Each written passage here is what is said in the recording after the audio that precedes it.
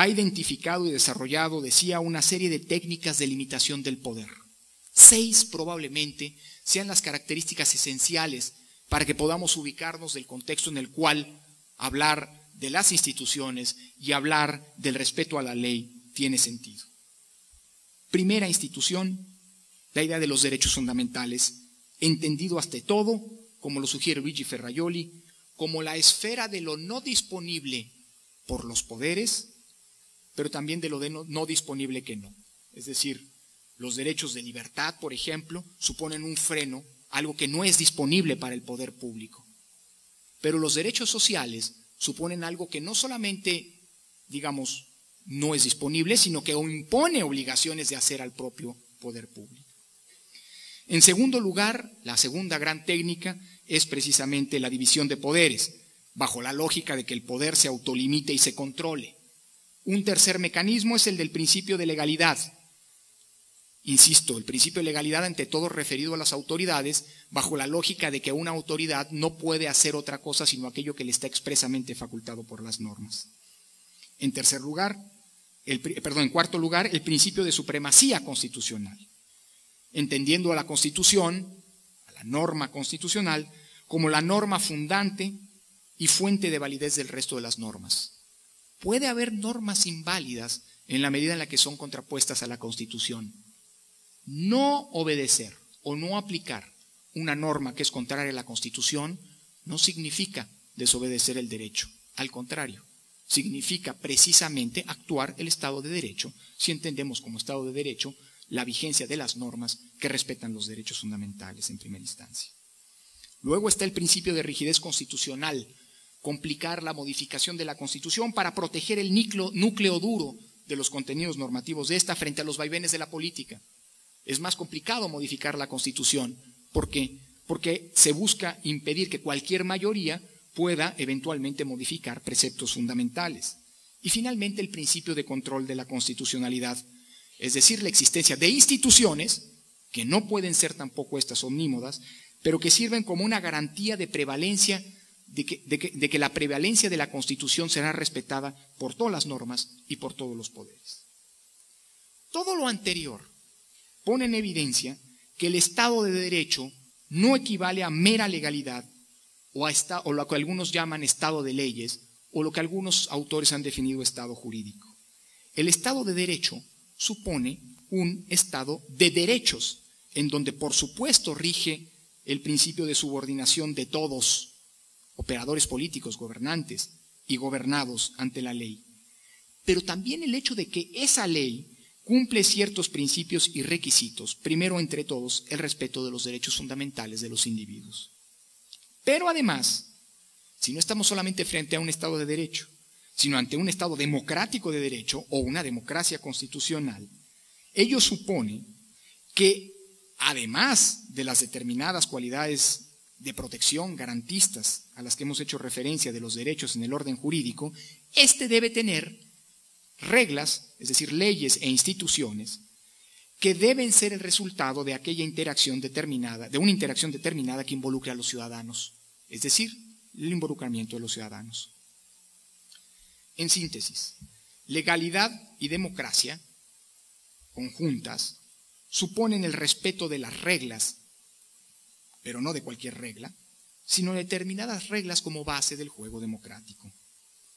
Esto implica el tema de la llamada cultura de la legalidad, es decir, ya no de la legalidad en cuanto tal, sino de la cultura de la legalidad entendida como la convicción que existe en una sociedad respecto de la validez, es decir, de la legitimidad de las normas y su consecuente respeto generalizado por quienes integran una comunidad determinada.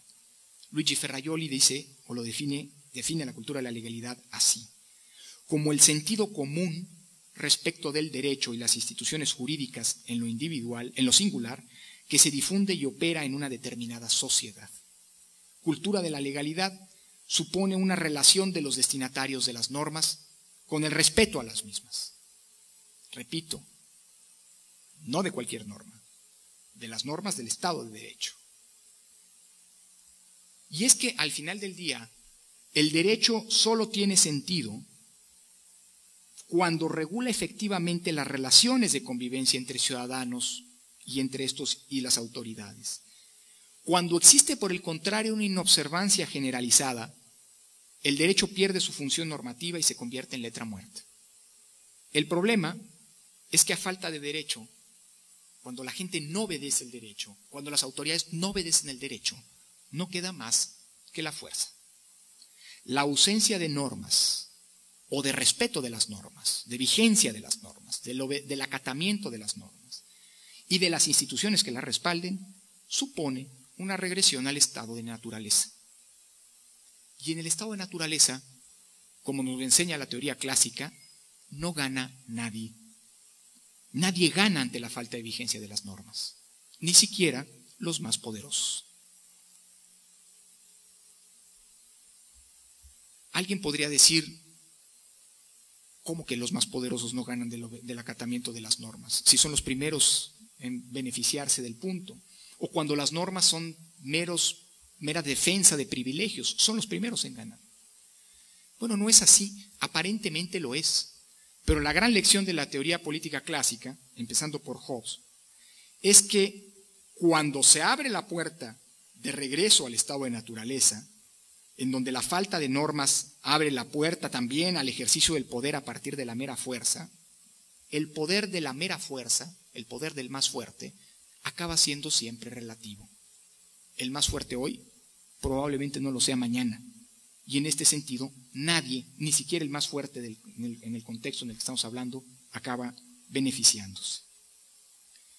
Por otro lado, si la presencia de normas, pero las normas arbitrarias e impuestas desde lo alto y hechas a valer a toda costa, es decir, un mero estado de leyes, pero no de derecho, tampoco le conviene a nadie. La lección hobbesiana, y déjenme anticipar esto porque, digamos, una de las conclusiones que quiero hacer es que en el contexto actual de falta de respeto de las normas, de falta de vigencia del Estado de Derecho, podríamos decir, y de descrédito de las instituciones, la responsabilidad de resolver el problema es de todos, incluyendo a los propios ciudadanos. Déjenme anticipar el punto. Hay otra lección que vale la pena subrayar de las tesis de Thomas Hobbes, y es que el estado de naturaleza en Hobbes se resuelve de una manera muy particular. Los individuos renuncian a todos sus derechos a cambio de un poder que les genere seguridad. Y eso tampoco me parece que sea lo pertinente para resolver el problema de crisis de la vigencia del Estado de Derecho ni de crisis de legitimidad de las instituciones. Permítanme hacer una serie de reflexiones, sí conceptuales, pero cada vez más aterrizadas al problema nuestro, al problema cotidiano.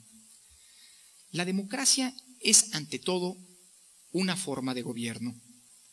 Esto significa que se resuelve en un conjunto de procedimientos para la toma de las decisiones colectivas que son vinculantes para todos los miembros de una sociedad. Es cierto, alguien puede objetar, que el artículo 3 constitucional indica con una fórmula romántica, tan susceptible de ser suscrita, sin duda, pero también ambigua e inasible, que la democracia es un sistema de vida fundado en el constante mejoramiento económico, social y cultural del pueblo. Creo que nadie aquí puede pronunciarse en contra de esta expresión, pero difícilmente alguien puede decirme, o difícilmente podremos ponernos de acuerdo en qué demonios significa esta expresión, sin duda, insisto, suscribible en abstracto. Pero también lo es que ante todo, la misma Constitución, incluso en el artículo 3, reconoce a la democracia como un determinado régimen político también, es decir, como una serie de reglas específicas del juego político que la diferencian de otros sistemas. Esencialmente, y siguiendo a Norberto Bobbio, podríamos sintetizar estas reglas en los siguientes 6 puntos, las reglas de la democracia, lo que Norberto Bobbio denomina los universales procedimentales. 1, otorgar derechos políticos y en primera instancia el derecho al voto, es decir, elegir a los representantes, a todos aquellos individuos que satisfagan los requisitos de ciudadanía sin ninguna discriminaciones por cuestiones de sexo, religión, raza, condición social. 2, que el voto de cada ciudadano tenga el mismo peso que los demás. 3, la existencia de condiciones para que el voto de los ciudadanos se forme y se emita de manera libre. 4, una libre competencia electoral entre grupos políticos organizados. 5, el reconocimiento de la regla de la mayoría a la que hacíamos referencia hace unos momentos para tomar las decisiones colectivas. Y finalmente, 6, que las decisiones tomadas por mayoría no lesionen los derechos fundamentales de los individuos, es decir, que las normas emanadas en la democracia tienen que constituir Estado de Derecho, en el sentido al que hacíamos referencia. Estas reglas esenciales y fundacionales del régimen democrático tienen una diferencia respecto del resto de las reglas políticas de la sociedad.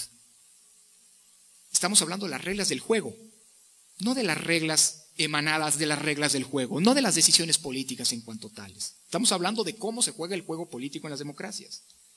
Y es que estas reglas requieren un consenso unánime o en todo caso muy generalizado en torno al significado y valencia. El mismo Bobbio es enfático en afirmar que las reglas del juego, a diferencia de todas las demás, deben aceptarse por unanimidad, por la simple razón de que su rechazo, aún de parte de un solo participante, imposibilitaría realizar el juego. Y esto es importante cuando la lógica generalizada de no acatar las normas las normas existentes, las leyes existentes, acaba convirtiéndose en la nueva regla del juego. Es decir, la convivencia democrática en una democracia constitucional que supone, repito, el Estado de Derecho, requiere la aceptación de entrada de todos los jugadores de jugar ese juego. Cuando en cambio la actuación, la reacción, la actitud de los individuos es desconocer las reglas que emanan de ese juego, en realidad lo que se está haciendo no es dejar de obedecer una norma del Código Penal o una norma del Código Civil. Significa al final del día rechazar la vigencia del juego democrático en su conjunto. La razón de esto me parece que es sencilla.